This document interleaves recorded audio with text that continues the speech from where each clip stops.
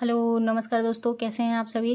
देखिए, महात्मा गांधी काशी विद्यापीठ वाराणसी का जो शोध प्रवेश परीक्षा 2024-25 है, उसका नोटिफिकेशन आउट हो गया है। अब आइए इसमें आगे देख लेते हैं डिटेल में कि ये क्या क्या है। ये ध्यान रखिए, ये 2024-25 के लिए ये प्रवेश परीक्षा है। तो हम आगे बात कर लेते हैं कि इसमें आपके लिए क्या है, आपको कब फॉर्म भरना है, कब तक लास्ट डेट है। तो ये देखिए, प्रवेश परीक्षा के लिए जो है 29 सितंबर से फॉर्म भरना स्टार्ट है और 28 अक्टूबर तक इसकी लास्ट डेट है।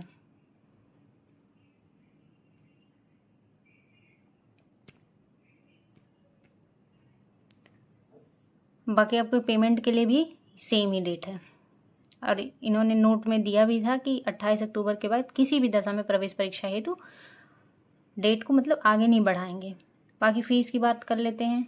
तो जो फ़ीस है वो 850 है सामान्य और पिछड़ी जातियों के लिए, और अनुसूचित जाति और जनजातियों के लिए 750 है। बाकी आगे बात करते हैं कि ये मोस्ट इम्पॉर्टेंट ध्यान देना है कि ये अभी 2024-25 का सत्र चल रहा है, जबकि हम लोगों को जो होना चाहिए मतलब यहाँ का जो पीएचडी प्रवेश परीक्षा चल रहा है वो 1 साल पीछे चल रहा है। तो ये 2024-25 के लिए है। बाकी देख लेते हैं जो सीटें हैं। तो ये टोटल जो सीट हैं ये आप इसमें 29 सब्जेक्ट के से टोटल 400 सीटें आई हैं। आप देख सकते हैं subject wise PhD in English में 30 सीट है, हिंदी के लिए 5 सीट है, संस्कृत के लिए 60 सीट है, हिस्ट्री के लिए 2 है, हिस्ट्री में 3 है, एंशियंट हिस्ट्री में 3 है और मेडिवल और मॉडर्न में 6 सीट है।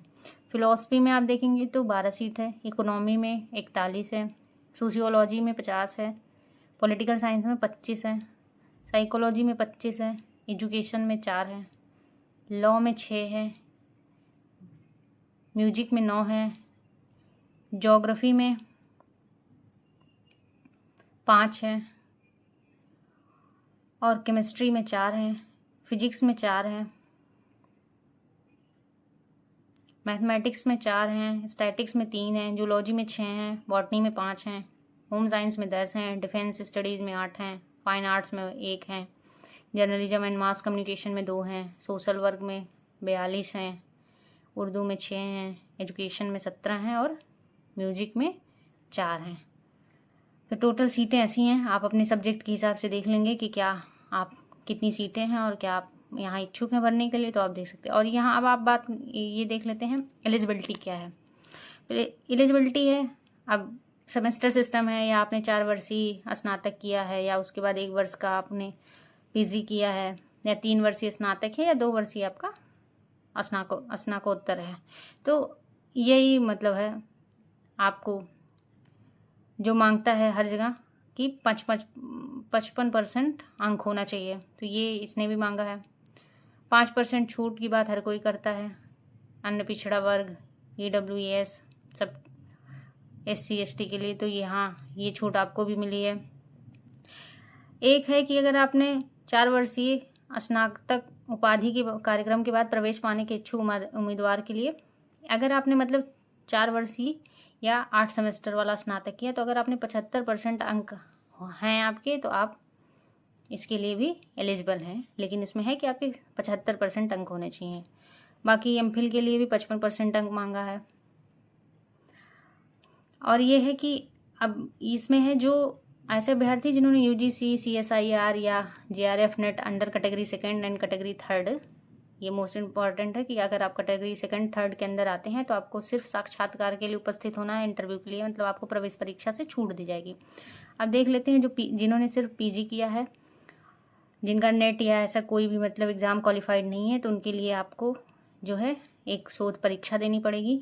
तो उसमें क्या है, तो उसका जो सिलेबस है आप देख लीजिए। पहला जो प्रश्न पत्र होगा उसमें कुछ 50 प्रश्न होंगे, 100 अंक के होंगे 1 घंटे का, और दूसरा जो होना 100 प्रश्न होंगे, 200 अंक के होंगे।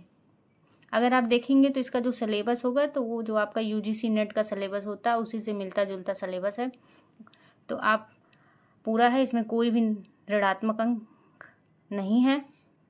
तो आपका मेनली जैसा UGC पेपर कराता है वैसा ही पेपर ये भी करवाएंगे। इसमें यही है कि सामान्य वर्ग के अगर जो अभ्यर्थी हैं उनको परीक्षा के प्रत्येक पेपर में 40 अंक पाना अनिवार्य होगा, जो UGC का मानक है। और दोनों परसेंट, लेकिन जो दोनों प्रश्न पत्र हैं उसमें आपको 50% अंक आपका क्वालिफाइंग होगा, ये चीज़ है।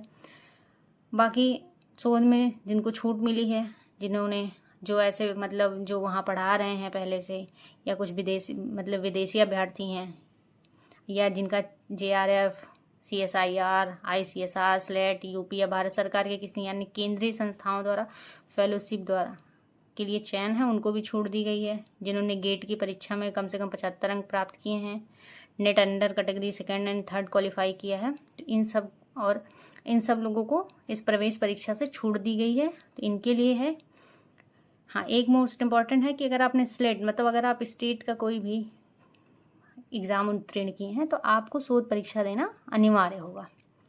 और जो नौसेना में है, थल सेना में है, वायुसेना में कर्नल या कोई समतुल्य पद है, कम से कम 15 वर्ष तक सेवा कर चुके अधिकारी, अगर वो PhD करना चाहते हैं तो उन्हें प्रवेश परीक्षा से छूट दी जाएगी।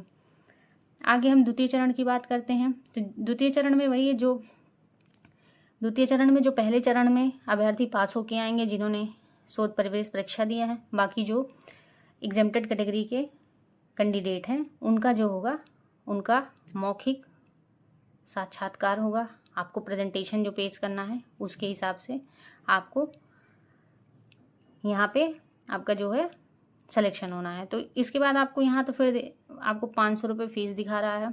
आपको 500 रुपये अनारक्षित एवं पिछड़ा वर्ग के लिए और 250 जो है SC और ST और दिव्यांग अभ्यर्थियों के लिए है। तो ये तो हो गया आपका सिलेक्शन प्रोसेस। बाकी आप इसमें देख लीजिए, बाकी इसने आवेदन पत्र भरने संबंधी निर्देश दिए हैं कि कैसे आपको भरना है, कोई त्रुटि नहीं होनी चाहिए, फ़ोटो आपकी 10 से 500 KB की होनी चाहिए, सिग्नेचर भी आपका जो होना चाहिए 10 से 500, और जो भी प्रमाण पत्र हैं सबकी जो एक उसने मानक है 10 KB से 500 KB तक आपके पास होना चाहिए।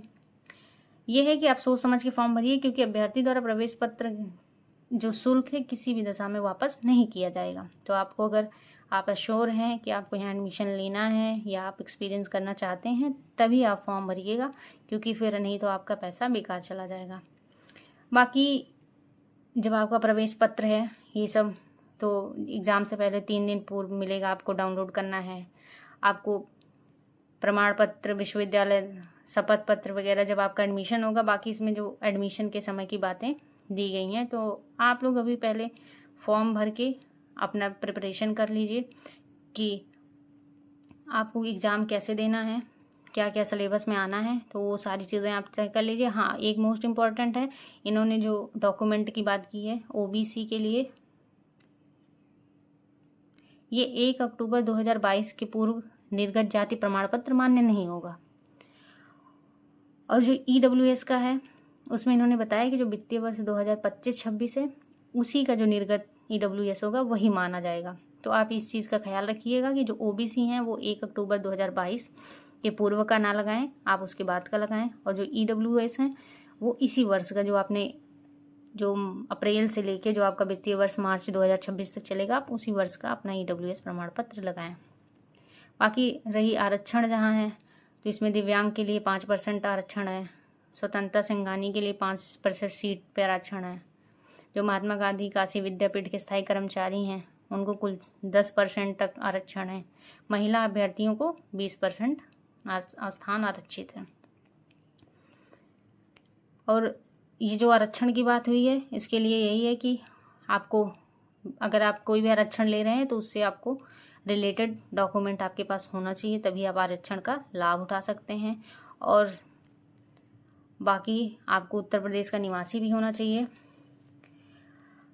और आगे जो है उसमें एडमिशन का प्रोसेस दिया है। द्वितीय चरण में जो होंगे उनको अपना सारा मूल प्रमाण पत्र है, तो इसीलिए आप पहले से ही निर्धारित कर लें। आप कोई भी शोध या आगे एडमिशन लेना है तो आप अपना ग्रेजुएशन, पोस्ट ग्रेजुएशन की मार्कशीट, डिग्री, TC वगैरह, और जो भी आप जिस भी कैटेगरी के हैं उस category certificate, caste certificate, domicile certificate, ये सारी चीज़ें पहले से ही रखें, लेकिन कि जिससे आगे जाके आपके पास इस चीज़ के लिए ना समस्या हो कि आपके पास ये डिग्री या नहीं है या आपका कोई डॉक्यूमेंट अधूरा है तो इसकी वजह से आपका एडमिशन नहीं हो पाया।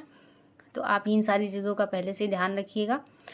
बाकी आगे ऐसे और भी जानकारी अगर आपको चाहिए तो आप हमारे चैनल को लाइक और सब्सक्राइब कर लीजिए, जिससे जैसे ही कोई भी PhD या कोई भी टीचर की वैकेंसी आती है तो हम आपको सबसे पहले वो आप तक पहुंच सके। इसके लिए आप बेल आइकन को भी दबा के रखिएगा। बाकी सेशन अच्छा लगे तो लाइक करिएगा, और अगर कुछ भी आपको और जानना है तो आप कमेंट सेक्शन में हमको बताइएगा, हम उसके लिए आपकी मदद करेंगे जो भी होगा। ठीक है, धन्यवाद।